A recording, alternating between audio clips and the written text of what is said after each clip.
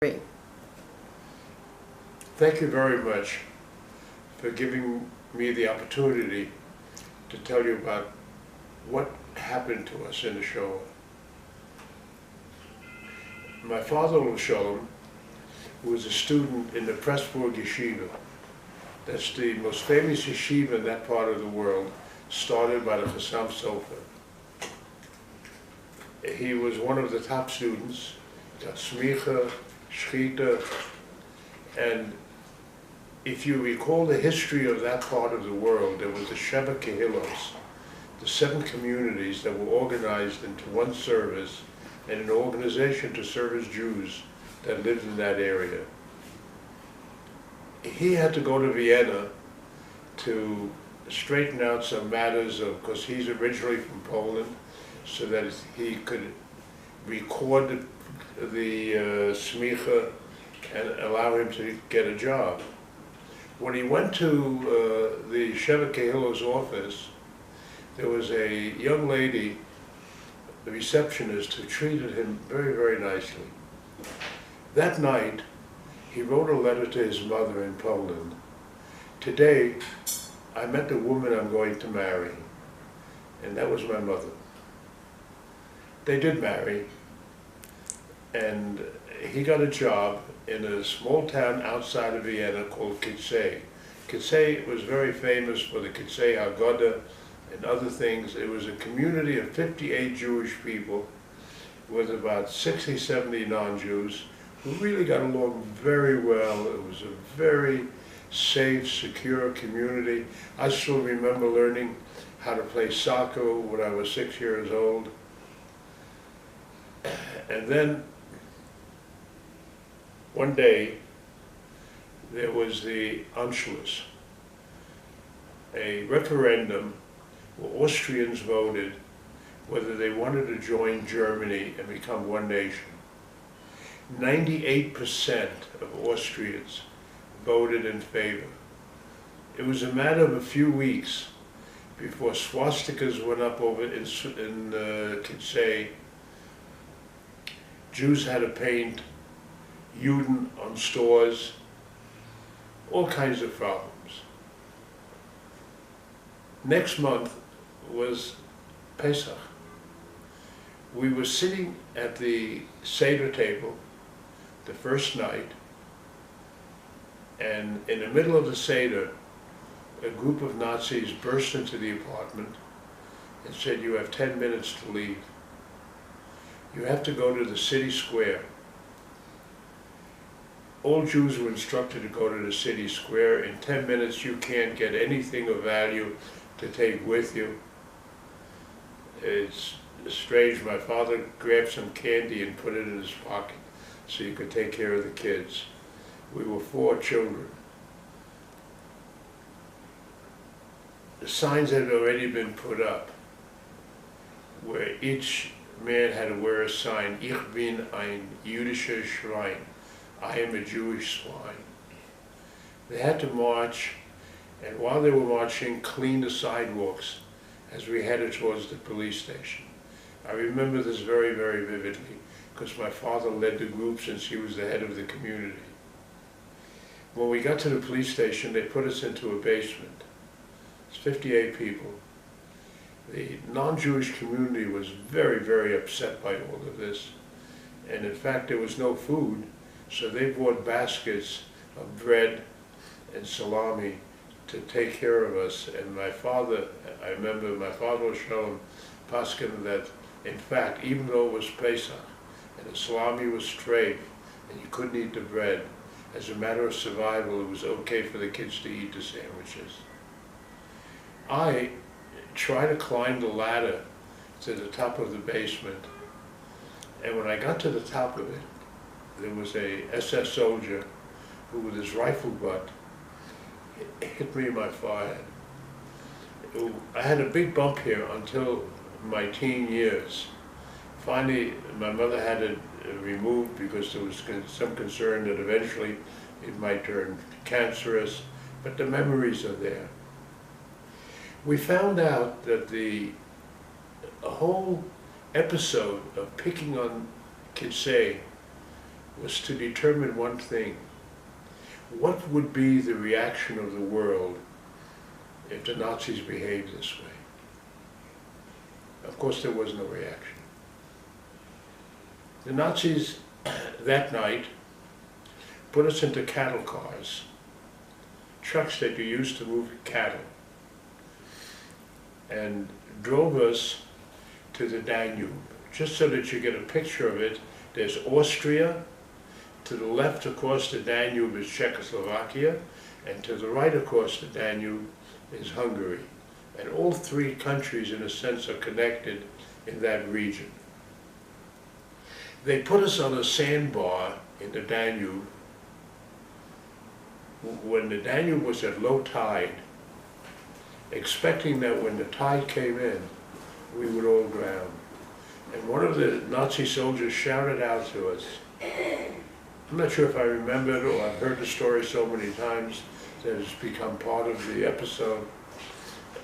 You were able to walk across the Red Sea, but here you will drown. We were there for a good part of the night. The tide was beginning to come in. It was very obvious that there was no way to survive this. Some of the people were in their 70s and 80s. And one of the men said, I'm very familiar with this area.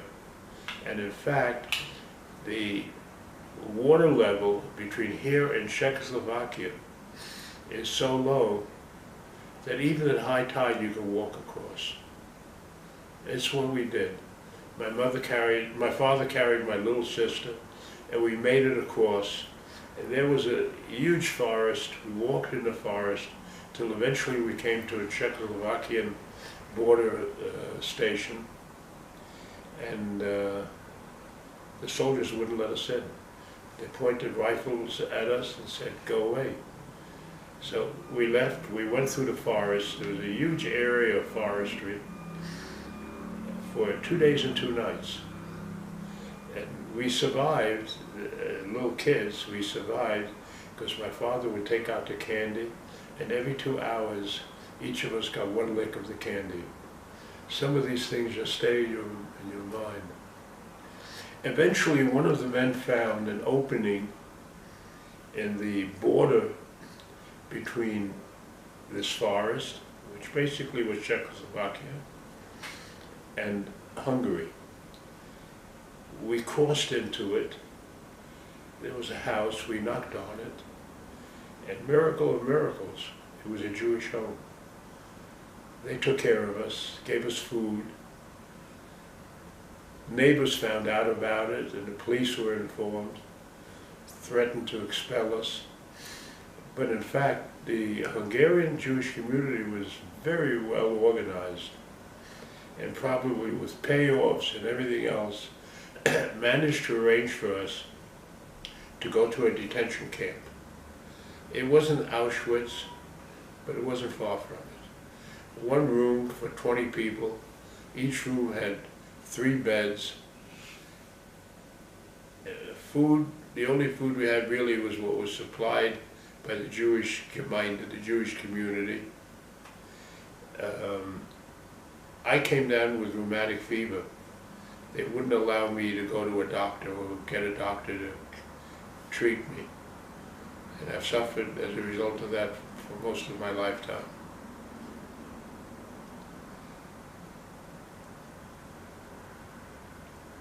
Eventually, we were able to, with the help of the Jewish community, communicate with America. We were allowed to send letters, communicate by mail. My father had a sister living in the United States, married to a wealthy guy, and he said, please, you've got to save us. I have all the correspondence between them. It's heart-rending. While we were on the barge, there was the beginning of some interest from the international newspapers. Even Times of New York had a reporter come, and there's a big story in the front page of the New York Times about us. All the major newspapers carry stories. And one of the men who came was a well-known author, Peter Mendelssohn. He interviewed my father probably 24 times. And out of that came a novel, a novelized version of what happened to us. It was a Book of the Month Club selection, and it became a bestseller in the United States. But my sister used every political contact she had to see how to help us. America was going through this period, much like today, of isolation. If you call Lindbergh, it was a difficult time. Huge rallies at Madison Square Garden to keep the foreigners out. Finally, through a lot of pressure, prominent Jews were able to get Roosevelt, who was a bad guy in this situation, to promise to allow 300,000 permits to be issued to victims of the Shoah, so they would be able to come to the United States. He never kept his promise to Rabbi Weiss, because Rabbi Weiss expected that he would be able to bring in 300,000. They added a little clause to it that said these people had to be financially independent and not become a burden of the state. Well, they lost everything to the Nazis. They left their houses like we did, with perhaps some candy in a pocket. But my aunt's husband was a wealthy guy. He signed guarantees, and eventually we were able to go to the United States. What was interesting, there was no real support for Jews. You remember the boat with 900 Jews on it. They went to Cuba, they were turned down. They went to Canada, they were turned down. They begged Roosevelt to give permission for just 900 Jews to be able to survive. Instead, he directed the Coast Guard to follow the boat from Cuba up to shore to make sure that nobody jumped off and swam to shore. It was a terrible time. And it reminded me of the first Holocaust that the Jews went through. We just finished the celebration of Pesach. We were slaves in Egypt. The Vayokam Melech Chodesh, a new king came up, and he was determined to destroy the Jewish people. Little babies were put in cement into the walls. Terrible stories. But there's a pasuk in there, Shemos, which describes the entire process, how Jews suffered. In Perek Aleph, pasuk Yud Bet, there is a pasuk, and I'll show it to you here. Ka'asher yanu osa, kein yirbe, v'chein yifros. The more they made them suffer, the more they grew in numbers and prospered. This came to us. The largest synagogue in Vienna was called the Schapiro. It was a world-renowned synagogue. My uncle was the chief chazan. When the Nazis got permission to do what they wanted to do, they went into the Schapiro. With bayonets, cut up all the Sifrei Torah. Somehow, at a risk to his own life, he managed to save one Sefer Torah. And through a way that I don't know, he managed to get it to us in a detention camp in Budapest.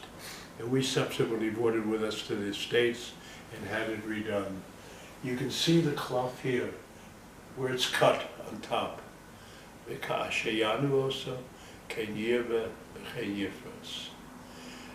I've studied a lot about what happened.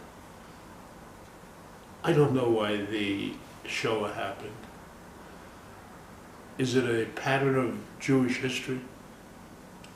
Was it Hester Punim, where God turned away from us for a period of time? But what I do know is that he kept his promise to us.